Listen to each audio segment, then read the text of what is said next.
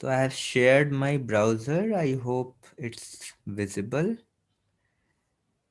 right? And just a disclaimer, our session today will be supervised by the kitties and corgis. If that's very distracting, please let me know. I will I will tell them to go away. Otherwise, I find it, they give nice feedback and help me in concentrating. Okay, so if the screen is not visible, please let me know. If I'm not audible, please let me know somehow that I'm not audible. And we'll start with the reading data and processing file data, kind of thing that you have already actually done, and that's quite commendable. It's an excellent job, it's an excellent work that you have done. And the little things, the little issues that will be sorted out eventually. So it's not a big issue. So what we will try to do today is actually, you know go one step ahead, and we'll see how to read files. We will You work with the English corpora. Oh, I completely forgot to do one thing. So what I'll do is, just give me a second. Okay, just give me a second. So I'm sharing the link to this drive folder. And okay, so I was also going to show you how to share. So, whenever you click share, wherever you get this top window where you could actually type in the email, then you get this bottom window where you could copy the link. Copy the link and make sure that it says anyone on the internet with this link can view. If not, click on that and change here. Okay, so always do this. Anyone with the link can view. If you want, you could also make a commenter access, so where people could comment on that as well. It's entirely up to you whether you want to do that or not. Don't type in the email thing there. That's what Sham was uh, pointing out. Sir, I can you hope I please should. repeat how did you do it just now? Okay, I'll just show you again. Just give me a second. I'm just pasting the link to that this folder. This is you could, if you want, this has the collab sheet. This also has the data files that we are going to use today. Okay, so uh, now let's come back to the sharing part. Mm, yeah. So if you'll click on share button anywhere on Google Drive, you will get these two parts of the window. You could type in the top part here, you could type in the email ID of the person with whom you are sharing. Don't do that. Okay, so at the bottom there is an option to copy the link to the file, right? So copy that link and make sure that it says anyone on the exactly what it says there. So anyone on the internet with this link can view. If it's showing anything else, click on the change button and change here to that. So anyone with the link can view it. You should select this one. Okay. Then copy the link and send that for your assignment, or submit that in the Google form. Okay, so this is how you share. Don't share by writing the emails. Copy the link and share that link with us. Then that will work for everyone. Okay, I hope that's clear. Yes, sir. Okay, great.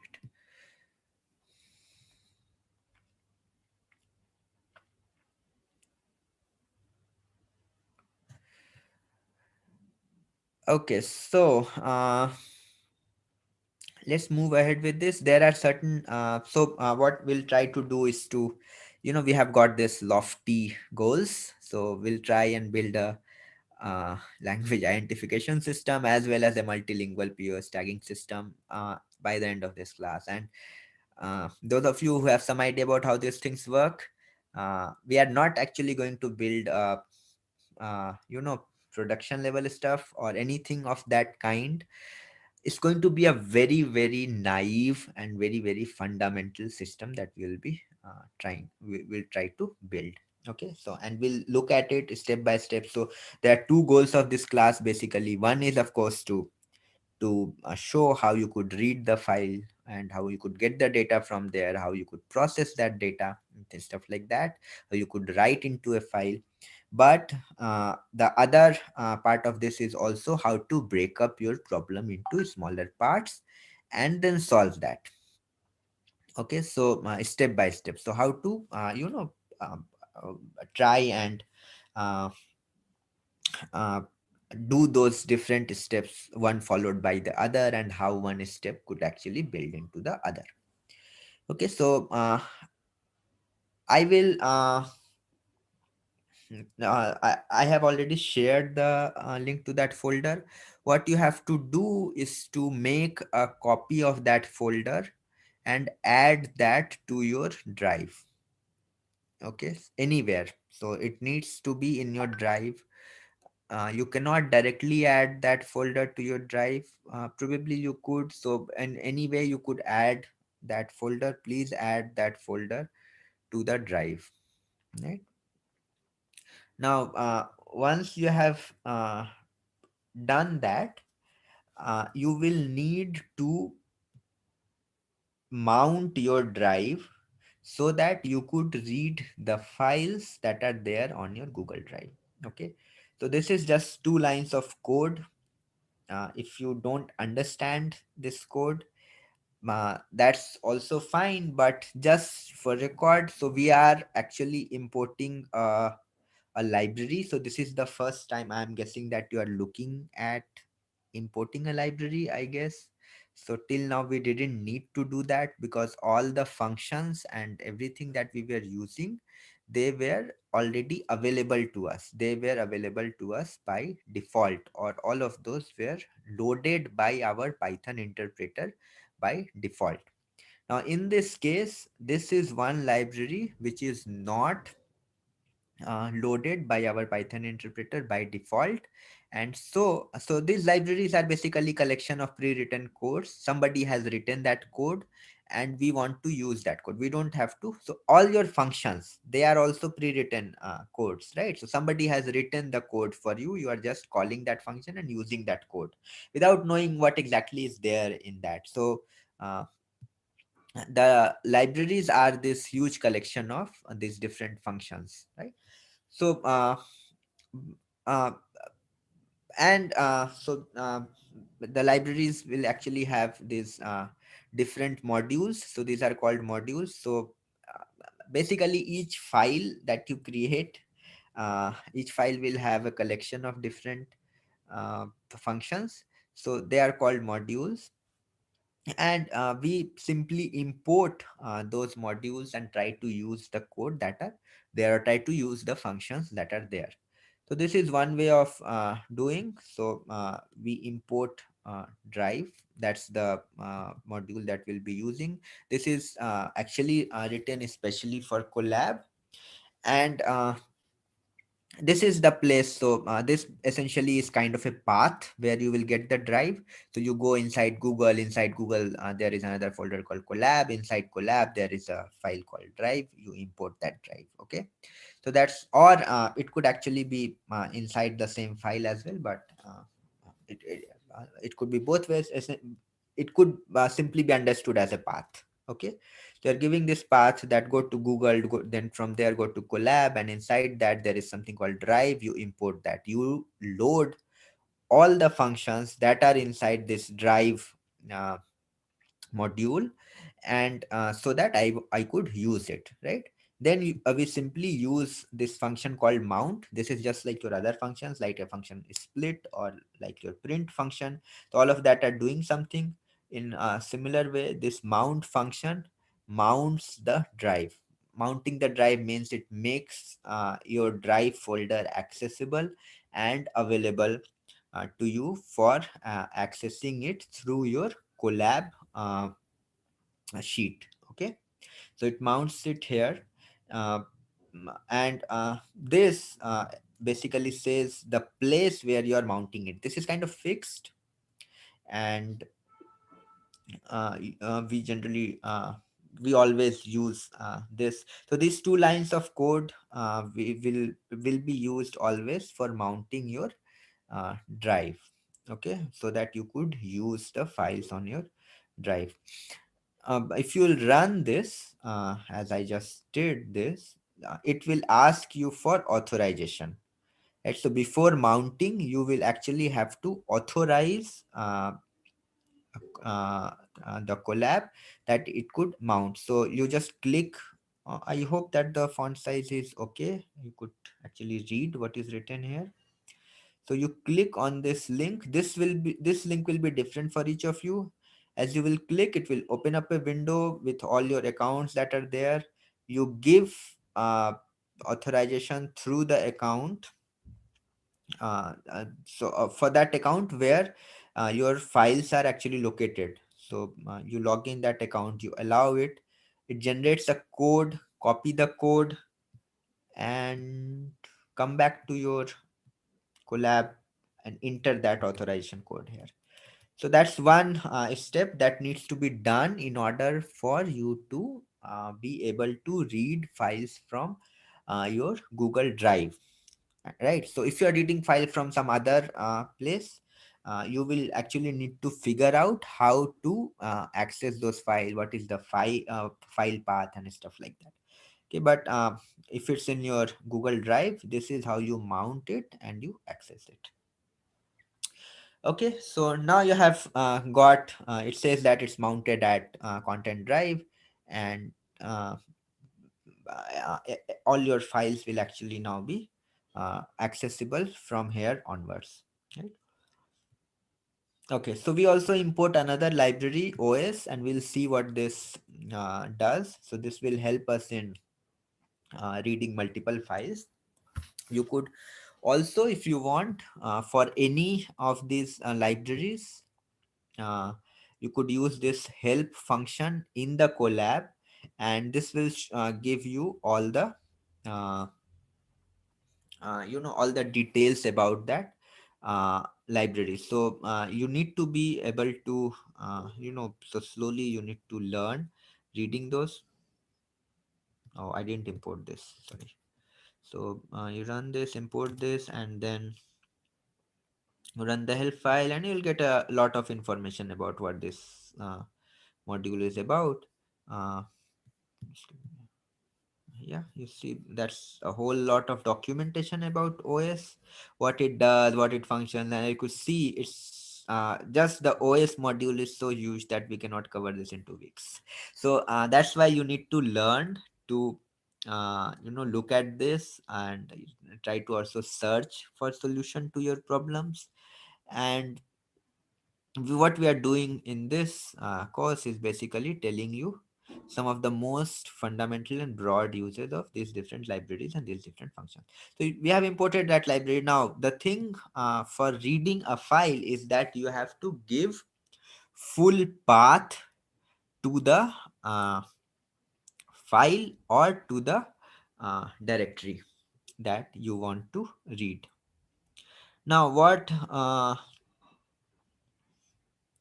try to do is, okay, there is, okay, what we'll try to do is to read files from a single directory. Directory essentially means folder, if you don't know. And um so that's just okay, that's just a geeky way of referring to folders. Or so if you read a single if you want to read all the files from a single directory, you need to give path to that directory. Now here's the thing, my drive was mounted at this point, right? So if you remember the last step, I'll just delete this part, the output of this. So here we mounted it at slash content slash drive. So that is how you will begin. From there onwards, your files are actually inside my drive, my and then so I'll just show you how this is there. So you see that if you'll open any folder inside your Google Drive, you will get this path on the top, right? So it says that my drive, then PyLing 2020, then basic. So that's what I am doing essentially. So I am saying ki open this folder basic. Sorry, inside basic you go to lecture. Just give me a look. Right, so it will go inside this folder, right? And you will see that there are a couple of files here which we want to read.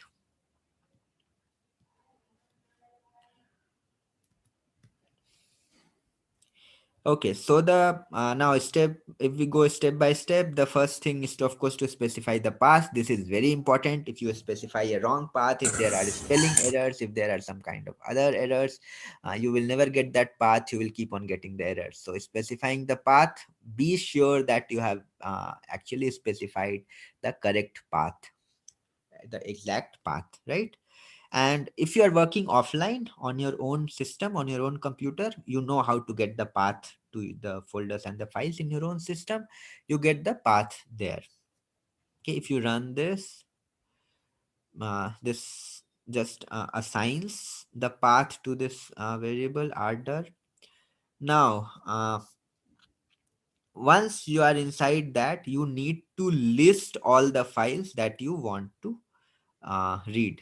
So we use this function listdir, which is provided to us by our OS module. So we imported this OS, remember? So we'll say that OS dot listdir, use this function inside the OS module to list all the directories. So this will be basically listed in a list. So that's the feedback by your kitties. Okay.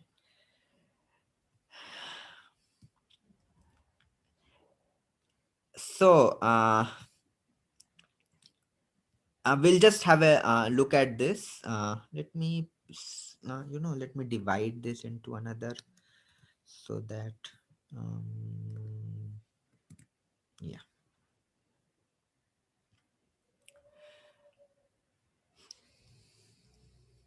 So,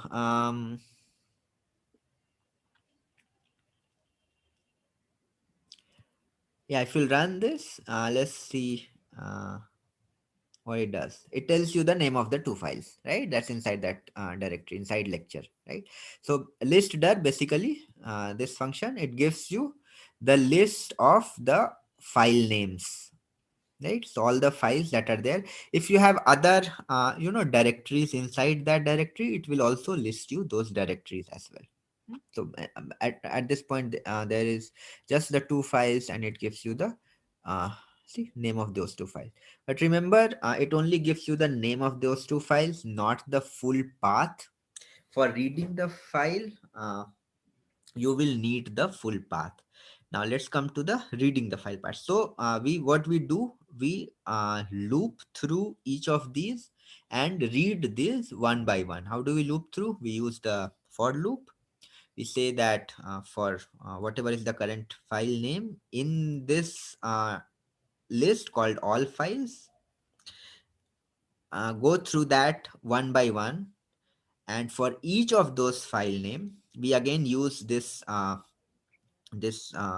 function os.path.join. This is used for uh, making the path, for building the path.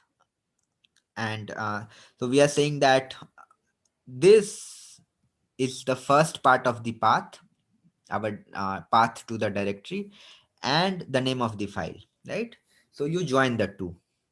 You could also use a simple string concatenation here, but in a string concatenation you will need to give this separator. So, and you will notice that if you're working on Windows, the slash is actually the other one, it's not this one, right? And so that's why we use this os.path.join. It figures out the operating system and assigns the right character there for joining the path. Okay. So you join the two. This will give you basically the full path to each of these files. So you'll see that how it's going on. See, now what you get here is it read for the first iteration, it went through this and it joined the directory and the name of the file together. All right. So now you have got the full path to the file. We'll come to how to read this file in a minute. Now, if you have not just these files, but if you have infinite set of subdirectories inside that, right? So there could be, so we already, if say we have path only till the basic and not lecture, and we want to read multiple files inside the basic, and some of those files are not directly available, but they are inside another directory, and inside that the file is there. So this direct method will not work there. Yeah, because yeah, and it will become actually very complex. Then you will have to figure out for each of those files, uh, each of those, whether it's a directory or it's a file. There are functions to check that, but if it's a directory, you do the listing for that directory and then you go through the same process. So you will actually have to write a recursive function yourself for doing that. We don't want to get into that. Actually, there is already a recursive function which is written in the OS. It's called walk. So os.walk basically walks, enables you to walk through each of the files and each of the subfolders inside the given directory. So now we'll try and see what's happening here. So these are just the three uh, uh, so I think this is the first time you're probably encountering this, that you are traversing through three different variables. Python allows you to do that. Essentially, these three um, variables, they are actually inside a tuple. So you have red tuples, and these are the places where tuples are actually such awesome things, because in Python you could actually return multiple values. You could separate it by these commas. You don't even need to specify that bracket of tuple, and it is automatically returned as a tuple. You could access each of those one by one. Similarly, so basically this os.walk is an iterator that returns you three values, and those three values are returned as tuple, and you could actually directly access those three values all at once. So some of these things will be repeated when we will do functions in Python, and why they are it's such an awesome thing, and how also so if there will be time, we will actually touch upon how it's both an object oriented language as well as a functional program. It could actually use it as a functional programming language. So anyway, so if you don't know what is functional programming language, please ignore what I'm blabbering at this point of time, and let's come back to this. So basically it returns you have access to three kinds of information. The first information is the parent directory of uh, parent directory where you currently are situated. Okay. So if you are looking at so within that parent directory, all the subdirectories and all the files, you get two more lists. Okay. So you have a path to the parent directory, you have a list of all the subdirectories inside that, and you have a list of all the files inside all the subdirectories inside that directory. So yeah, so we'll just take a look at this. Let's try and um there is something wrong with this code.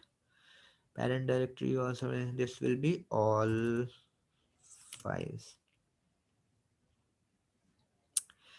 Okay, so what will this print? So let's take a look at what happens at each step. Okay, and once we have the output, then it might be easier for me to explain the stuff that is happening here. Okay, so here we are. Oh, sorry, I okay, let's do with that lecture thing. So but that will not make it very clear, so let me run this order. And right, so inside it gets inside this basic. In the first step, you see the parent is the this directory itself that we specified right in the beginning.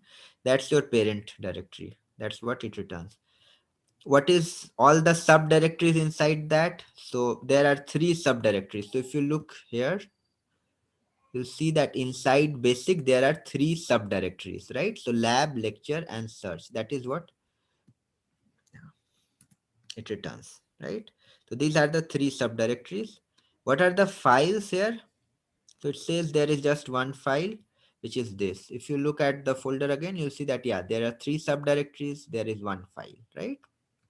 That's good. Now, that's in the first iteration. What happens in the next iteration? It actually enters one of the subdirectories, right? So you don't have to loop through that. It's you are actually looping through it by itself. So uh, this is what you are looping through, basically the subdirectories. Okay, so in the next iteration it goes to the first subdirectory, which is here lecture. It goes inside that. Inside that it says that there are no other subdirectories, but there are two files. Okay, then in the next iteration it comes out of that and goes into the next subdirectory, which is lab, right? It goes inside that. That is now your parent directory. It says that there are no subdirectories inside that, but there are two files, and here are two files, right? Then it goes inside your third subdirectory, which is search, and it says that key there is nothing inside that, so there are no files, no subdirectories inside that. Okay, that's what it does till here. What happens after this? So after this, inside each of these subdirectories, inside each of these parent directories, essentially, along with the list of all the subdirectories, you also get the list of all the files. So, and you are interested in the files, you want to read those files. So you loop through each of those files and you just say key, okay, I have the parent directory here, I have the name of the file, join that, and that is what you get the full path. So the whole story, the whole pain is to get the full path to all the files that we are interested in reading. Okay, so that's the whole story all about. So if you have a directory, how do you read each and every file inside that directory iteratively, irrespective of the fact whether there are other subdirectories, and inside those subdirectories you have more files? You go through all of that. So basically using this, you could actually if you give the path to your root directory, you could actually read uh, each and every file in whole of your computer. So here we are doing it with drive.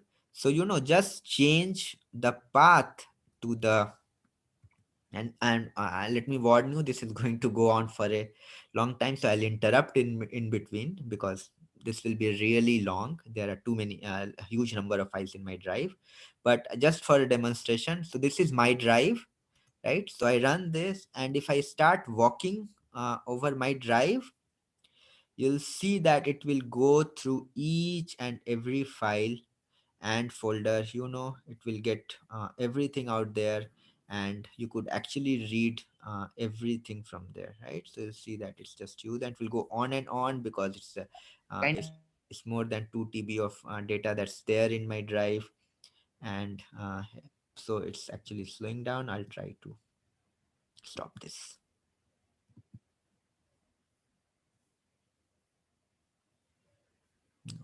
Yes. All right, so I had to interrupt. So don't do the stuff like this. That was just for a demonstration that you could actually use os.walk to go through. Hmm, let me copy and paste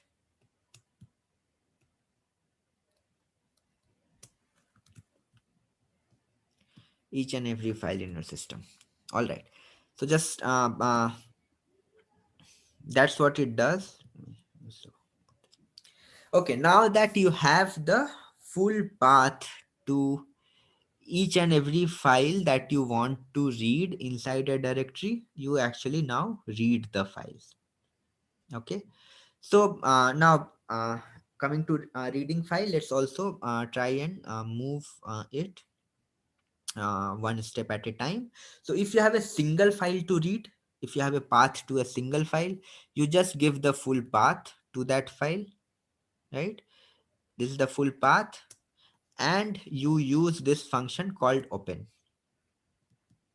Okay, we use this keyword with this. Essentially what it does, even if there is an error in reading the file, it handles the error also.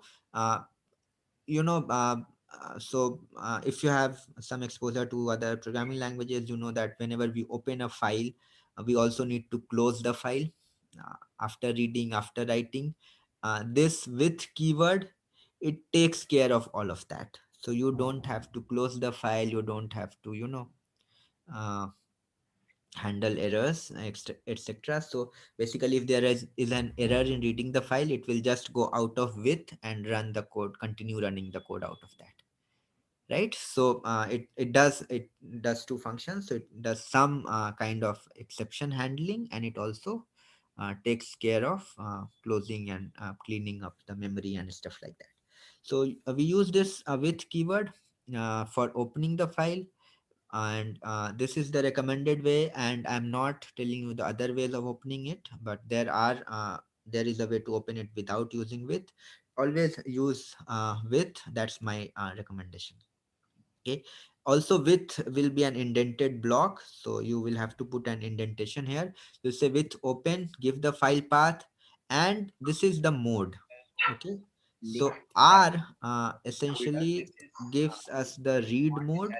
There are other modes, so W and append. There is also RW. You could actually open a file for reading and writing both. You could also have RW plus, which means that you could do everything with that file. Okay, so with all the permissions. Recommended thing is, be sure what do you want to do with that file and open it with that mode, so that you don't end up accidentally doing something else which you don't intend to do with the file. So if you open it with, if you only want to read it, don't do read write. So that even if you at later stage somewhere you accidentally no try to write to it, it will throw up an error. It will say that you have not opened it with write mode. So you can never accidentally overwrite this file. If you open it with read mode, you can accidentally overwrite it.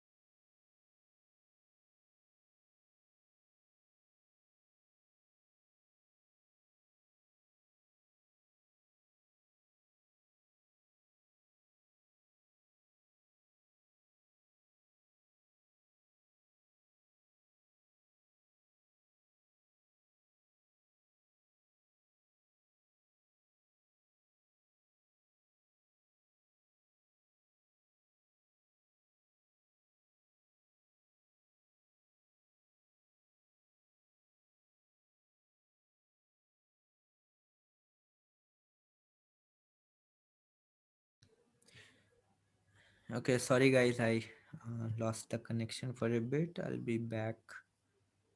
I'll share it back.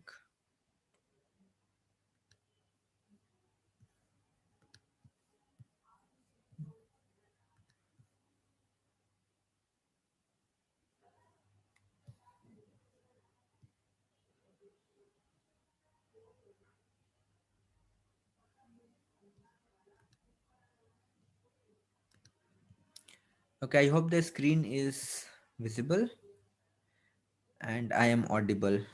If not, please let me know.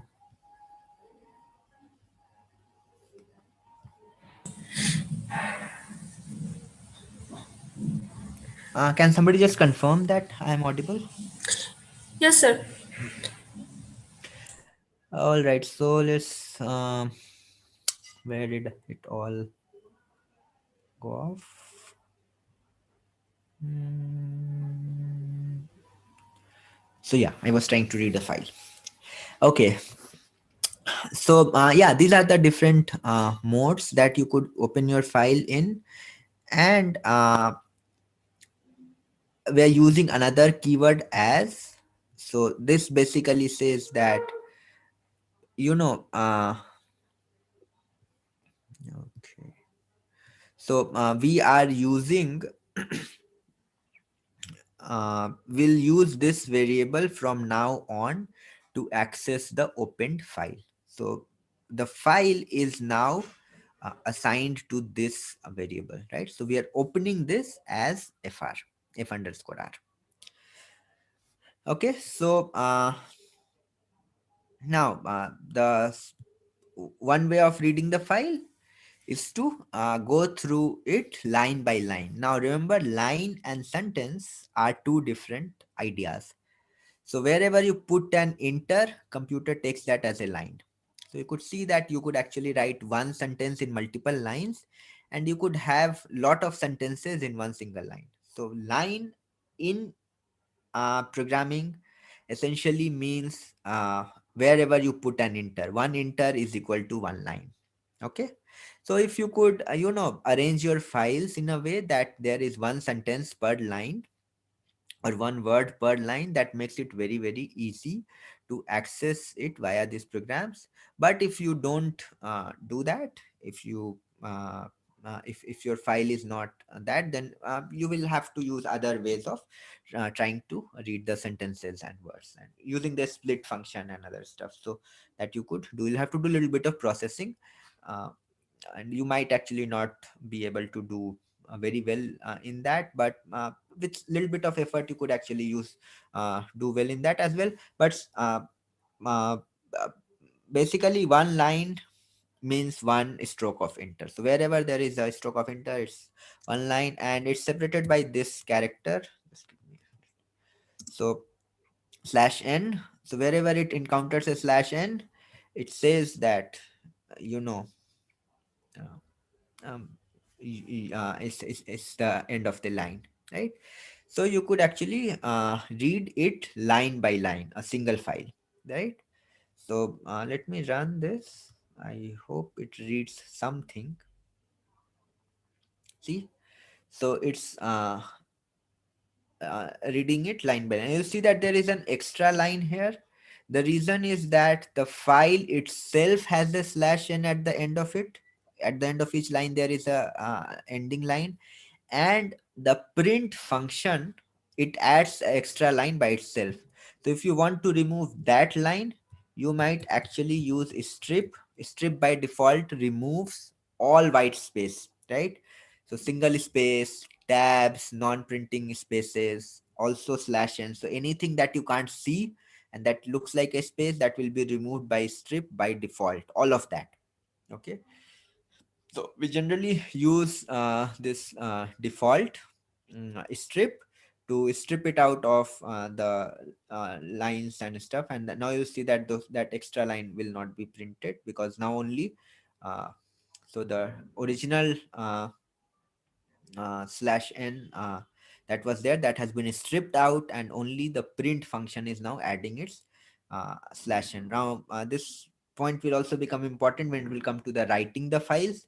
Well, at the time of writing, the write function that we will use will not add this slash n automatically. So if you want to write a slash n, either you don't strip it, or if you have stripped, then remember to add an extra slash n, so that in your file it's not all on the same line, it's on different line, and whatever you want to do on different line, that's there in the uh, different line, right? So now this also helps you in looking at the file without actually opening it. So you could try and open the file and have a look at it, but just to give you an idea of the structure of this file that we are using, so it's a tab separated file. You have a sentence on each line, there is a sentence, there is a tab, after the tab there is the language of the sentence. Okay, it's kind of a multilingual file, but all of this is written in the same script. Now that's a reading the file one line at a time. If you want, you could actually read the whole file all at once. You don't have to then loop through it. You simply use this function read, right? So you pass this file to this function read, and it returns the whole file as one single string.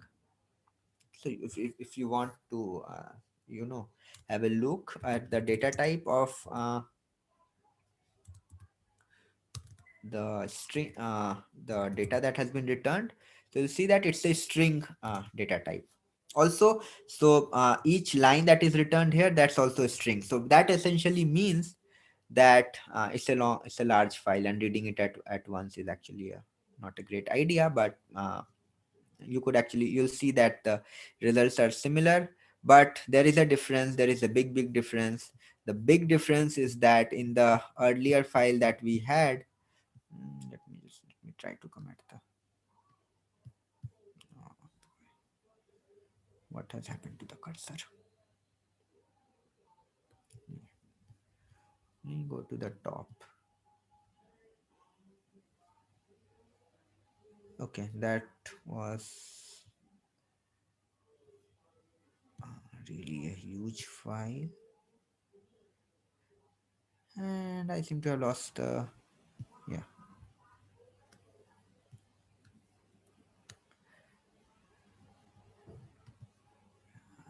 just there. I just want to show you the data type if it's still there. So you see the data type is a string for this.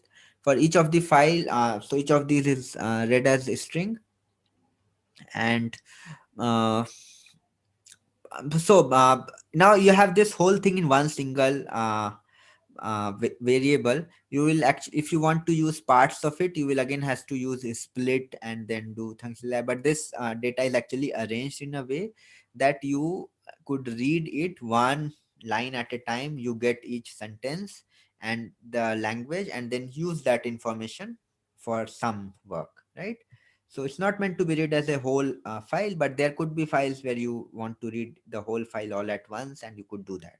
If you do that, if you want to access different parts of that, then you will have to split based on whatever you want. So you could split based on these punctuation marks. You could split based on the this. So I'm using tab as a separator here. You could you read based on that and stuff like that.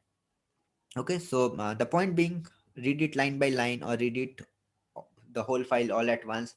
Reading it line by line is actually more popular because that gives you smaller chunks of text that you could that's easier to process, and doing it one step at a time. But you have the option of reading whole thing at once. Okay, now from here on, what we'll try and do is combine the things that we have discussed till now. Right? So now we want to read multiple files in a single directory, line by line, and store each line in a list. Okay, those are the kinds of things that we do. So we have done all of that, right? Separately. So we have actually read a single file in a single directory, right? And we have read it line by line. Now let's try and do it with multiple files. So how will you do with multiple files? So we actually, when we are reading multiple files, we need to get the path of each of those files that we want to read. Now, how do we get the path to each of those files? We read that if the things are in a single directory, we could actually use os.listdir, and then we could loop through each of those files, and we could get the path of that file. Once we have the path of that file, then we could open the file as usual, and we list each of these. So instead of printing here each line, we are appending that to the list. That's as each line is appended to the list. That's the simple task that we are doing at this moment. So and you could, if you want, let me do this. If you want, you could actually print the length of this list at the end of this operation, so that you know what's your data size, how many lines are there. Let's try and run this. And so there are more than 20,000 lines in this file. Okay, or so because we have added each line to the list, so if we get the length of the list, we know how many lines are there in the file. Okay. So what we are essentially done here is we have combined two pieces of code. Let me delete this as well. When we're trying to move up and down. So we have, this one. So basically these two. Uh, so we listed the directory, we got the files, we got the file path. Now instead of just printing the file path, which is not very interesting, we said ki, okay, now we have the file path and we could use the file path for reading a file. So let's read the file. So we combine that one and this one. So let's read it line by line. So that's essentially what this code is. So it's a combination of those two code, right? So one followed by the other. So this is what we mean by doing it step by step. So you first went through each of the file in the directory. You got the path of each of those files because you need the path of the file for reading the file. Then you start reading the file. You read the file, and then printing the line is fine. It's just for visualization. But if you want to do more stuff with it, so remember, line is just a string, so you could do anything with it. You could change it, you could modify it, you could delete parts of it, you could separate parts out of it, or at this point we are simply adding all of that to the list. And then of course we could use this list at a later point of. So whatever you could do with a string, you could do with this line in the file. Okay. And so see, this is a very generic thing now that we are getting into. Now you don't have to type the elements of the list, you don't have to type the name of the file, path of the file. You could actually get all of that using different functions. Of course, the initial thing that you will have to give is the directory where your files are located, which you will always know where your file is located, right? And if you have hundreds of files, you could do this in seconds, depending on how good your hardware is. But yeah, not more than seconds for hundreds of files, right? So has that made sense or not till now? If there are questions, please go ahead, because I'm done. So that those are the things that I wanted to do in this first part. And from here on, there are assignments. I'll explain the assignments, but let me know if there is any problem in understanding how do we list out all the files in a given directory. How do we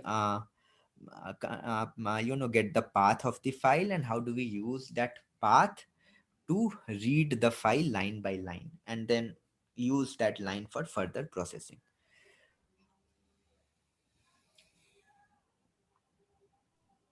Hello, sir. Yes. Sir, before that, I don't know how to keep the file in the directory. That is the collab sheet. That is in the drive.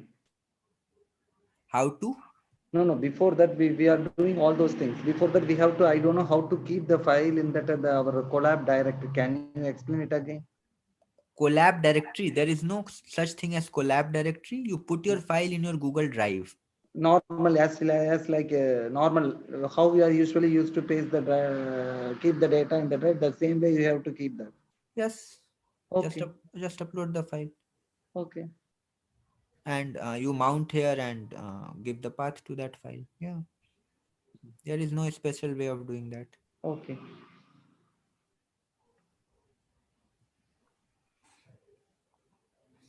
Right. So I'm assuming that all of you know how to upload a file in Google Drive, right? Yes. Yeah. Ritesh, Yes, Miraba. so the line number 6, where you are renaming the file path, This one. the third one, no, this is just there.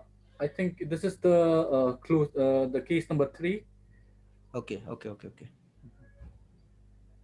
There is no case three. What happened to that? Yeah. Okay, okay. Yeah. Yeah. So over here, line number 6, Hmm. right, and line number 7, you said that you were supposed to be renaming the file path as f underscore r, right? After the No, f. no, no, no. Basically, we are saying that this f underscore r is the variable where the content of your file is actually assigned. Okay, so So there's nothing like you're renaming it or you're calling it as no, f. no, no. It's not renaming. It's just opening the file and assigning the file to this variable Okay, in one step. So you opened it and as assigns the file to file object to this variable. okay. So is this an inbuilt variable in Python, or we are No, making? so you could do anything. This could be anything. Okay, so Uh, but it's just this giving. could you could do giving something like my file, and okay. that will work. Yeah. So this is just a normal variable. Okay. Oh. Uh, so these are keywords as and with. So this is what you have to use. This is the name of the function open, Mhm. but this is just a variable. Yeah, you open it. So this is just an assignment operation actually. So this is another way of assigning in Python. So instead of is equal to, we are using as here. Okay. So if we change the as into equal to, will it be the same, or will the it? the syntax will be little different. So if you want to use is equal to, you will actually have to do it more traditional way, so Okay. like this, right? So this, right? So with is equal to, it will be written like this. With as, it will be written like this. And you have to have with then, Okay. if you want to use as.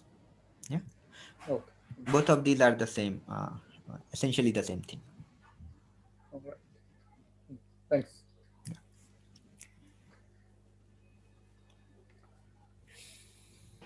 Excuse me, sir. Yes. Sir, would you please explain the command number 11? All right, let's come to 11. This one. No, sir. In that, Oh, in this block itself. yes, sir. This is appending the line to the list. This is your list, and we are appending this line to that list. So I guess you did list a couple of classes Yes, ago, and yes, sir. so yeah. Okay, so this is one way. So yeah, thanks for asking again. So you see that here in this list, we are adding an element which we have not written by hand, right? So we are Yes, getting this line from the file, and we are adding that line to the list, right? So this and when we'll come to dictionary, this is how we'll do it in dictionary as well. So you will get your word, and you will get your tag, and then you will put the name of the variable of the word and the tag. So I'll just show you. Just give me a second about and this was supposed to be one of your tasks. Um, no, okay, okay, I've done it. So there is it's coming the next thing, the list one. So but this is basically um, the we are appending that line that we have read from the file to the list. So you don't have to specify it manually. Take any variable, put use the same function, append, and when yes. put there, it will go into the list. Okay, sir. Thank you, sir. Alright. You could actually, I'll just show you what's there inside the list. So I hope that you have uh, so these are the first 5 lines. You have done slicing. Just take a look at this. So you see those are your first 5 lines. So here it ends first, and then you have second, then you have third. So these are your first 5 lines that are there in the list. I'm not printing the whole list because it's a huge Yes, sir. list, 20,000. So yeah. Okay, sir. Thank you, sir. Yeah, for sure.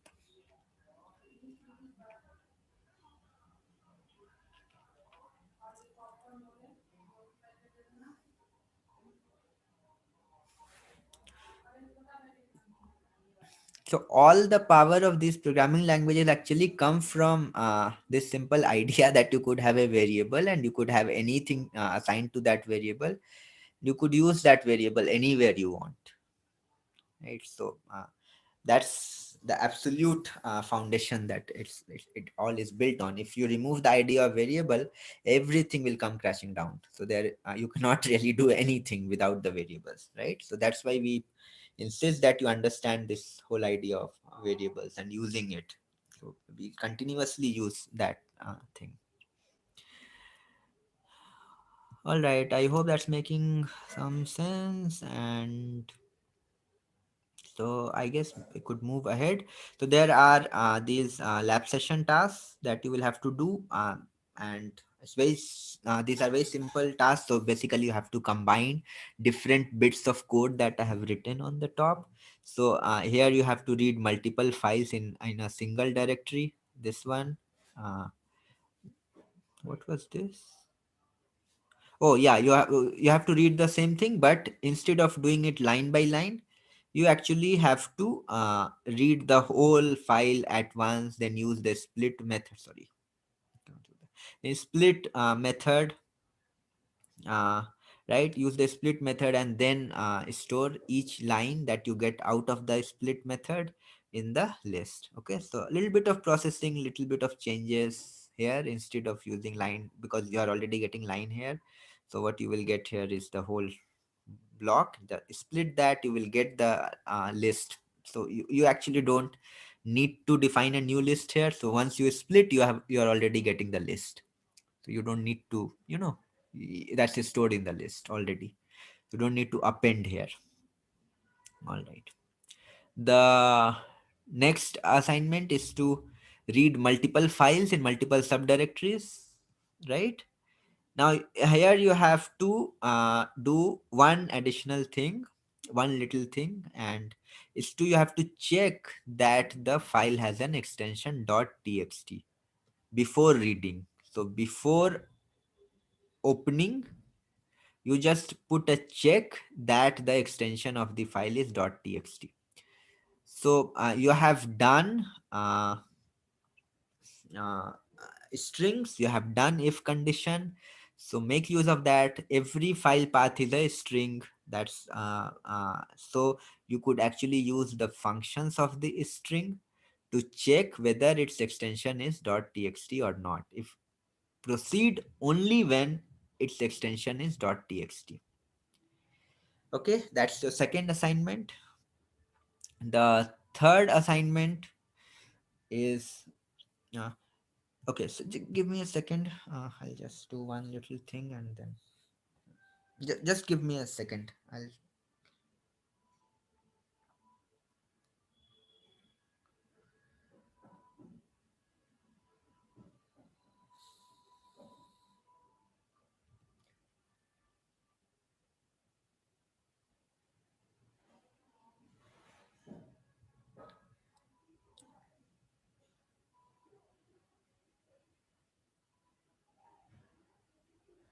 I'm so sorry, guys. I'm just taking a little more time than.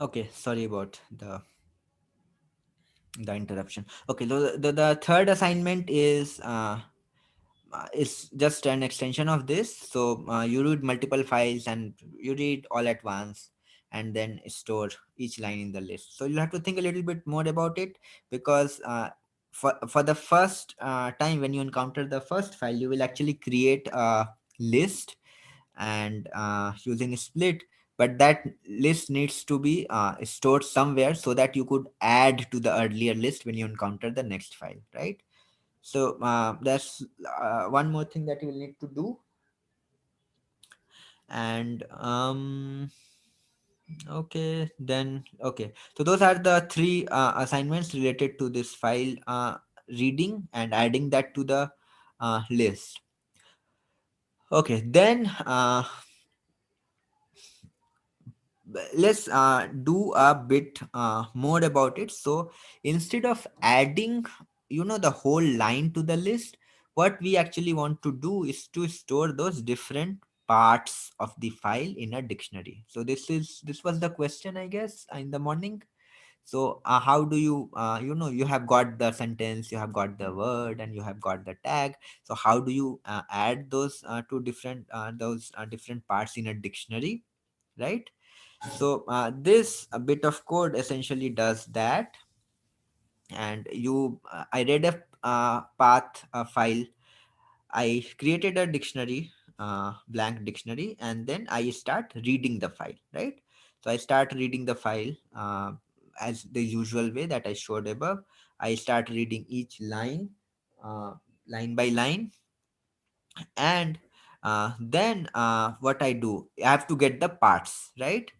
So here you'll see that I got the line and then I split it using tab/t, because in my file the text and the tag is separated by /t. In your file this character could be anything else, right? So this character could be underscore, this character could be slash itself. In that place you will have to use the escape one. So it could be this, it could be separated by another hash, it could be separated by dollars. So any character, so you get, these are called delimiters. So you get your delimiter, you see what it is separated by, right? And you use that inside the split. Just be sure that this delimiting character is unique for the file, so it's not used for any other purpose. Otherwise you will get multiple elements in the parts. Now once you have got the parts, since I know my file and you will also know your file, that the first part of the parts is the text, the second part is the language. You go get those out, and I'm doing it one by one because just so that it's very clear for you how it's done. This all of this could actually be done in one step. Okay, so but in the beginning it's best to do it one by one. And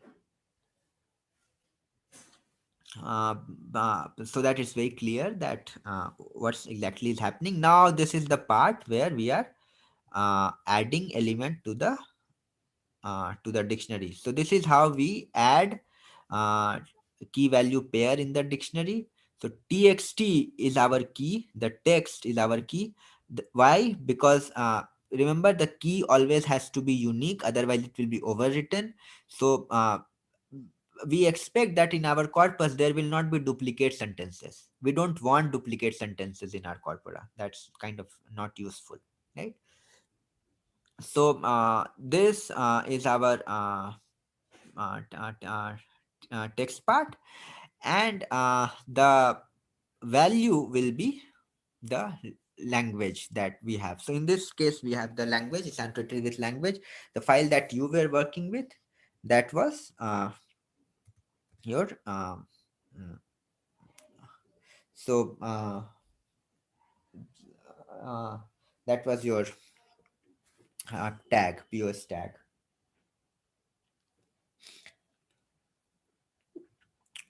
Right, so is that making sense? We could actually uh, try and print a couple of these, but how do you print parts of dictionary? That's difficult, so I'll have to print the whole of this dictionary. I don't want to do that. But if you really want to have a look how this dictionary looks, I will print that. Do you want to take a look how this is looking? Or should we move ahead? Okay, since there is no interest in looking, I'll move ahead. Okay, so then there are further lab session tasks, and the in this case you read multiple files in the given directory and store different parts of the file in a dictionary. That's very simple. So you use two files that are there in this directory, and you just add all the sentences and their language uh, in the uh, in the dictionary called dataset, or in any other dictionary that you want to do it. So remember that always in each of these cells, please define your variable.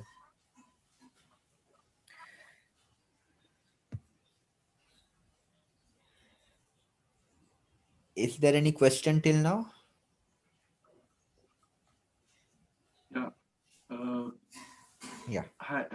Just want to ask that instead of that, can you just go up like, the path where you mentioned it? Go Hello. which part? Yeah. This one? Yeah. This F path that you mentioned. F path. F path. No, where you have written the coding. No, go down, bit down. Down. Yeah. So here you have mentioned this F path. For example, if instead of like that day when we were doing work, we were told to like sort of copy some part of it and then just work on that. So instead of if I don't use it this path and it's instead of copy it and then paste it and then the same coding will work.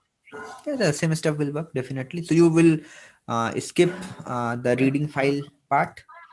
So you just have to get the data. So this is your data basically, right? Line, and Okay. you process it the same way. Uh, So the uh, right. So the essential part is that uh, it's a string, and your string has different parts. You just get those different parts and add it to the dictionary, right? So yeah, these are very generic actually. So it doesn't have to be a file. Sir, can I make a comment? Yeah, yeah, The these F path in right now what we see is content drive my drive, but that is your drive. yeah. Since you have shared it with us, Yes. in our code, shall we change that F path or dir to slash content slash drive slash shared with me slash basic? I put it in the chat. Yeah, if you want to use the same thing, you could actually use yeah, you could This do will it shared. avoid us copying, everyone copying and putting it in the wrong directory or some such things. I was Yeah, yeah, of course, please yeah, that could be done. So if you want to use the shared folder itself, you could do it and shared with me. So but just remember that whatever things it will create, the new stuff, that will be shared with me. Right? So I'll have access to all of that. If or we can, when you write, we can write it in the local disk if needed. um yeah, that yeah, when you are writing, then you could give a different path for writing. That will be your, that will be inside my drive. Yes. Both are fine. So if you are writing stuff and shared with me, I am okay with that. I don't have an issue. You could do this way as well. Instead of copying, if you don't want to copy all that data in your drive, there could be several reasons. So don't copy that. Just use shared with me instead of my drive, and the path will, then everything else will remain same then. Not everything else, but actually PyLing 2020 will have to be deleted. From basic onwards, it will remain same. Yeah.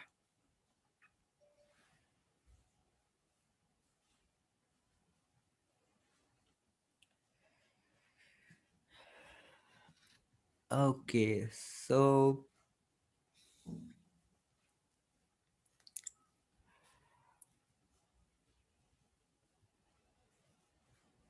I guess that answers the questions. just be careful with the path in general. So this I have given for reference, the path here. This you need to check as per your arrangement of the file. So for everyone, yeah.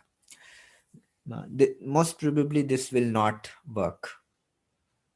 So you'll have to make some changes unless you know, make an effort to keep it exactly same.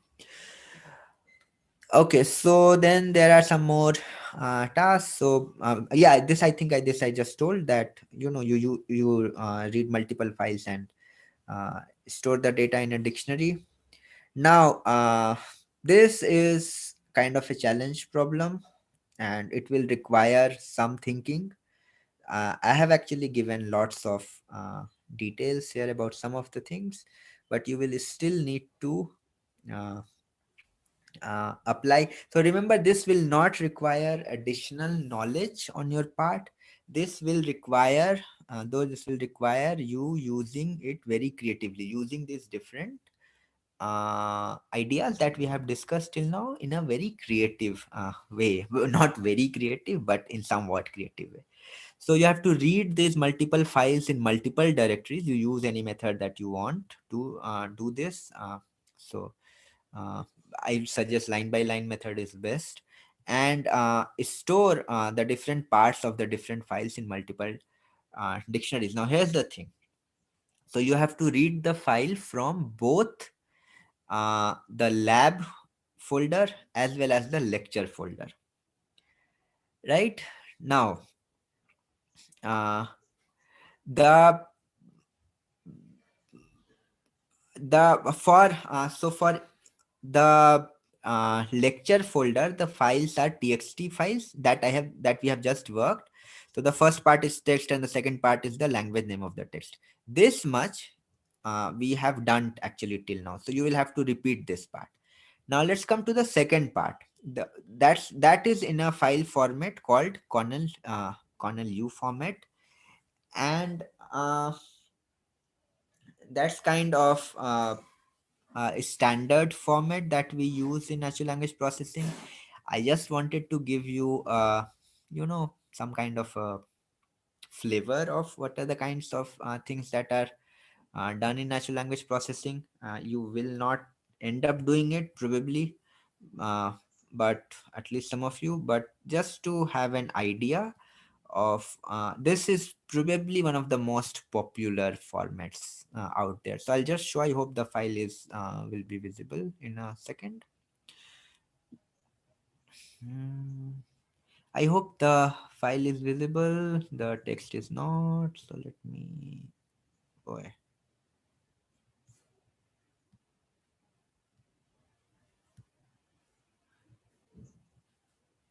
Yeah, I hope it's somewhat visible, right? So let me.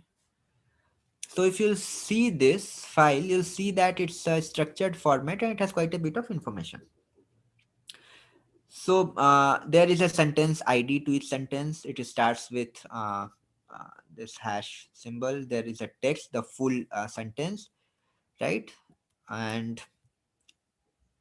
this sentence is then tokenized, and uh, on each line there is a single word of that sentence, right? There is a line, there is a word number, then there is a space, then there is the word itself, followed by some underscores and some information and stuff like that. So let me open the other one. So that one has slightly more information, so that might be better for you to perceive. There are lots of underscores in this file. So but we'll also see what is common in both the files. So this has some more information, right? So if you look at it, this basically uh, format is used for giving rich information on the text. So you will have part of speech tags, and you will also have lemma, which is not there in the current file. You will have morphological information. You will also have dependency relationships. So dependency on which word it depends. So it depends on word 7, and the relation is det. don't, if you don't understand, you don't have to understand all of this. Then so basically broadly this format has 10 columns, 10 parts to it, each line. Okay, so sentence ID is there, text is there, and it's shown that they start with hash. The actual data, it has these line numbers, starting with line numbers up to this last column. There are 10 columns in this. Each column comes with a different information. Okay, so now what you have to do while reading, now first step will be to check whether the file that you are reading is txt or cornelu. If it's txt, you use the previous thing that we discussed, just do a split and get the first part as the text, second part is the language, and you store that in the dictionary. You're done. In this you have to get the word and the uh, uh, the part of speech. So remember, word is in the second column. You use a split again here. You use the split, and split will split this into 10 parts. So remember, the second parts as the index 1 will be the word, and let me check the Bhojpuri one as well. So yeah, so this is the second part, which is index 1, and then 3 4 5. So index 4. So index 1 is the word, index 4 is the pos. You create a dictionary of the word and its pos. Okay, so remember, the word will be uh, in the in the key, uh, in the key column, so in the key part of the dictionary, and the value will be its pos. Okay, let me come to this. Right, so at this point you just have to do this. Now for the cornelu file, you will have two separate dictionaries, one for the Maghi and the other for the Bhojpuri file. And each of so there will be three dictionaries now.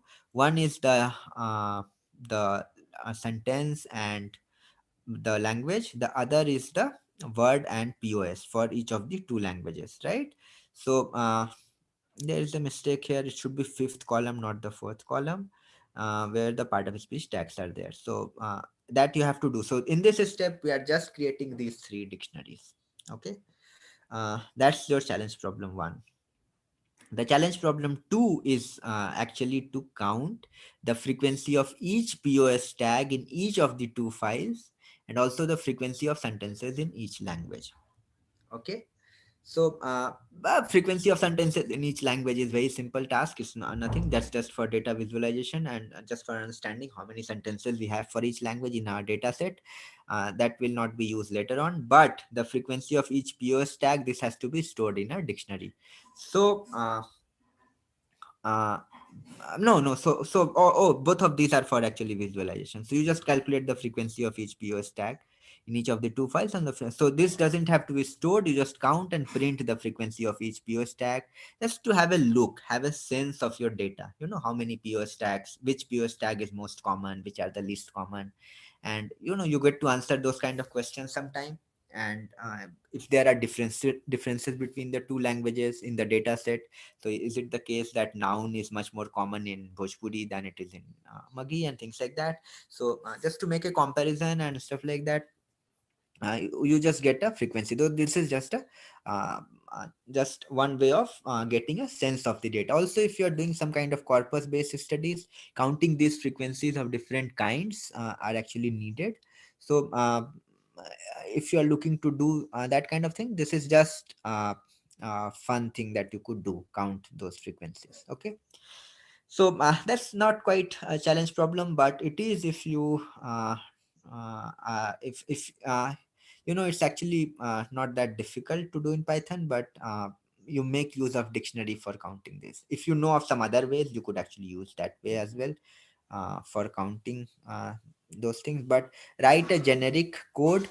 Don't use count noun or count verb. So don't use the count function. That will not make it a generic code for it will fail with other files which have different POS tags. So try and write a generic code for this, and that's what make this a challenge problem.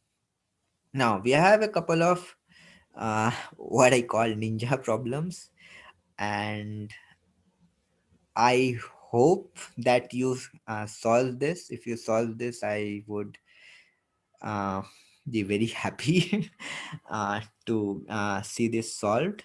That doesn't mean that it's a very hard problem. It's not. It just requires a bit of thinking. Okay, so now you have to modify the code above so as to store the frequency of each word pause pair in each of the two files. Okay, so basically you have to create something like this where the key is the word clean, and you have this list of tuples as the value. Okay, so this essentially says that the verb is occurring 21 times, adjective is occurring 33 times, and so one single word could actually occur for more than one part of his speech. And if it's happening like that, and at this point don't worry about the morphemes and stuff like that, because that will make it very complex. Just take the word as it is, and whatever its part of speech tag and its frequency. If it is occurring with only one part of speech, so if it's single, so something like this will need to be created. You will still need to create this list of tuples, but so this has to be a string. Sorry about this.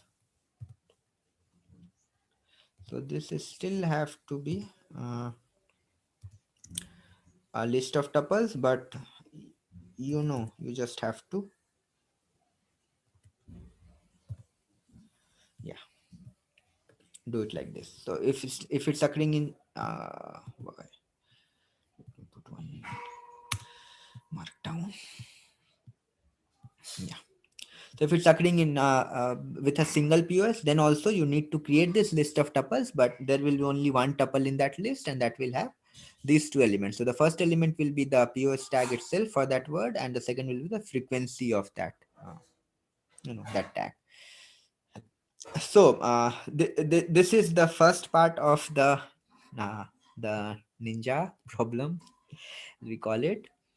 The second part is well, that's the point where we build the POS tagger. So here's what we do. You read each sentence from the text language dictionary.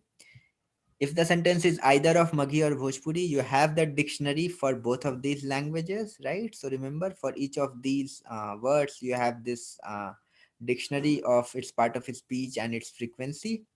Uh, then you simply, what you have to do, uh, you read the sentence, you get each word of that sentence from your the other file, you check the language from there, whether it's Maghi or whether it's Bhojpuri, and depending on that, you basically go ahead and uh,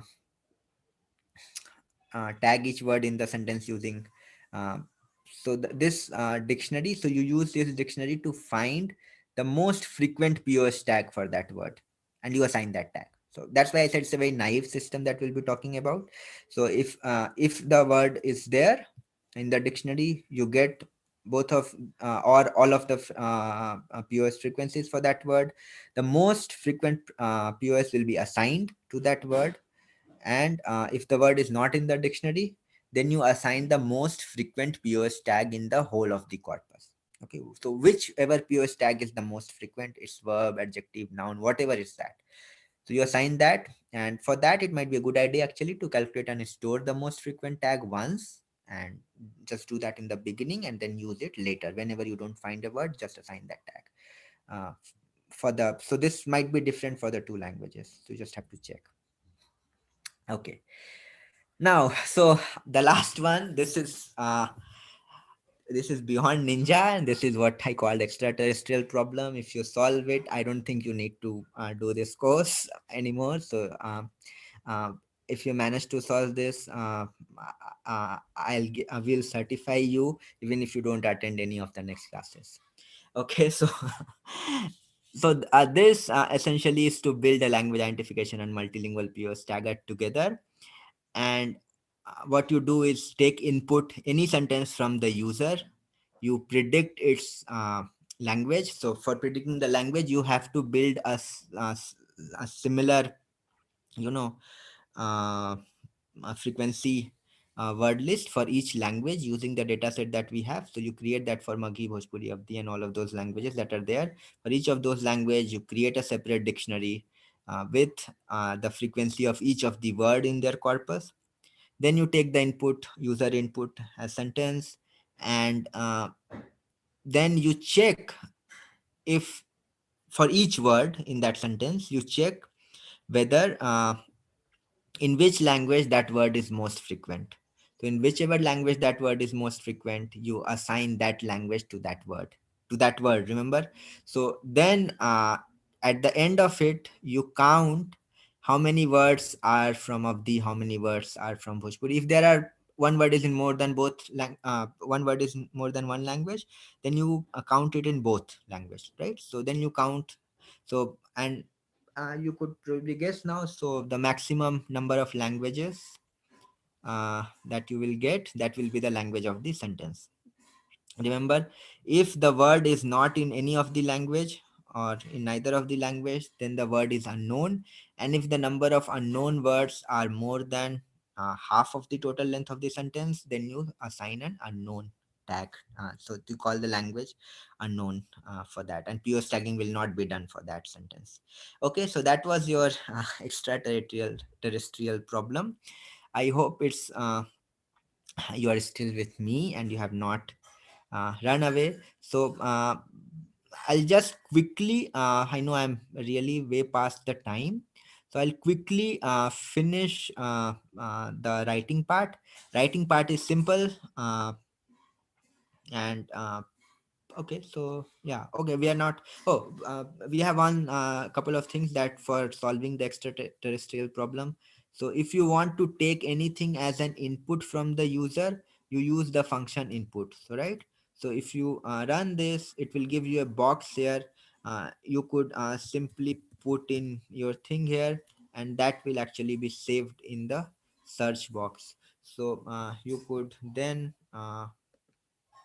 so in the variable that you have assigned to the input function, so you could simply print search and you will see that whatever I entered there, that is there in this. So that's how you take user input, as simple as that. Just use an input function. Okay, you get it as the that's how you get the user input, right? So do you want me to take a break and maybe do this in the lab session, or do you want me to finish this part? Because I think I have gone for pretty long.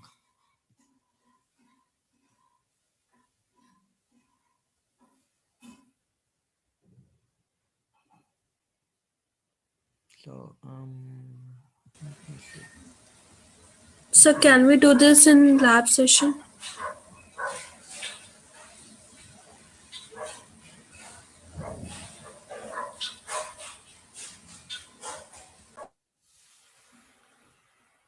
Yeah, okay. So, a lot of people are saying, at least three people have said lab session. Yeah, I think,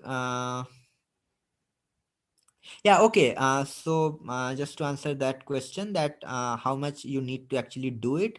So, remember, so from challenge problem one, it's actually optional, right? So you have to submit till lab session task 4, and that's compulsory part for the lab session for the assignment. From challenge problem 1 onwards, as we say, aapki shraddha hai, so you do as much as you want to do. And these problems are there to test, for you to test your own uh, understanding and test how far you could go. Okay, so it doesn't have to be solved today or anytime soon.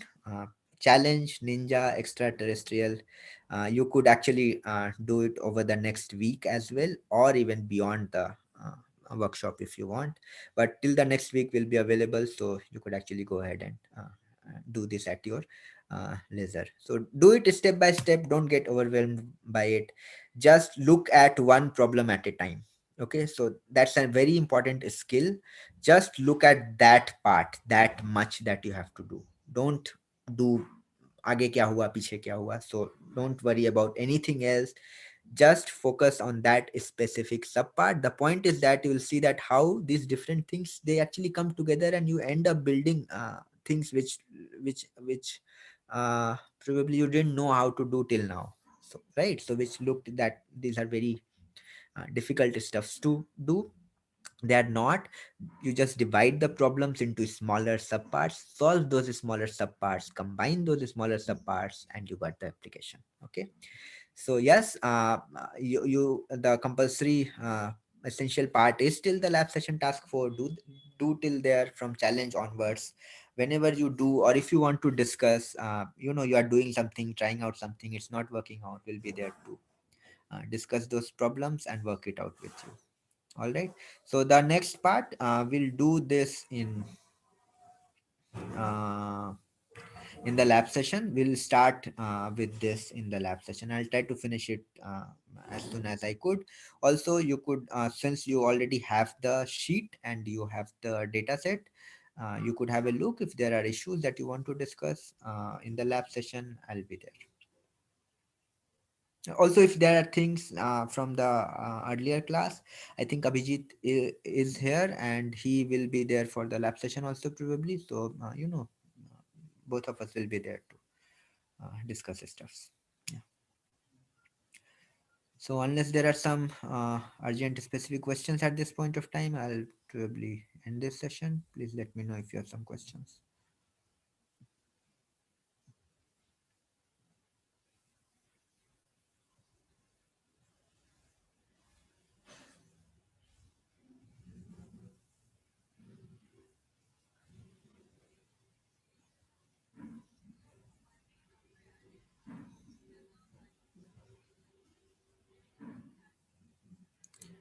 Okay, I don't see any more questions. So thank you very much for coming. I hope I have not, confused you a lot.